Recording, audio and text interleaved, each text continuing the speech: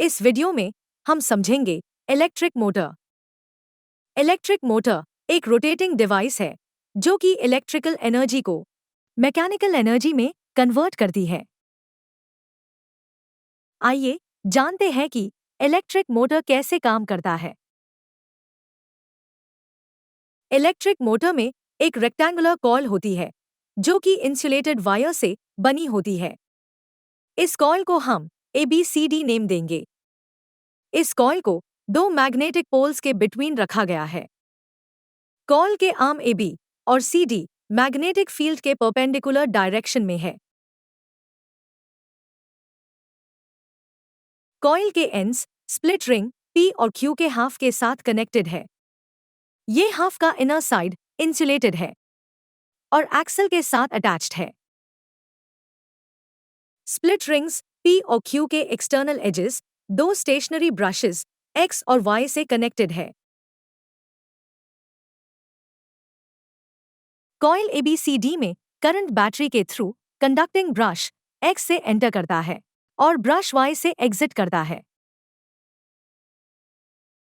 यहाँ हम नोटिस करते हैं कि करंट आर्म AB में A to B फ्लो करता है जब आर्म CD में C to D फ्लो करता है। AB और CD आर्म में करंट अपोजिट डायरेक्शन में है। अब अगर हम इसमें Fleming's left hand rule apply करें तो हम कंडक्टर में फोर्स की डायरेक्शन का पता लगा सकते हैं। Fleming's left hand rule apply करने पर हम पाते हैं कि आर्म AB में फोर्स डाउनवर्ड्स है जबकि आर्म CD में फोर्स अपवर्ड एक्ट कर रहा है। ऐसा होने के कारण कॉइल के अराउंड एक्सिस पे एंटी क्लॉकवाइज रोटेट करता है। जब कॉइल का हाफ रोटेशन होता है तब brush X split ring Q से कनेक्ट होता है और brush Y split ring P से कनेक्ट होता है।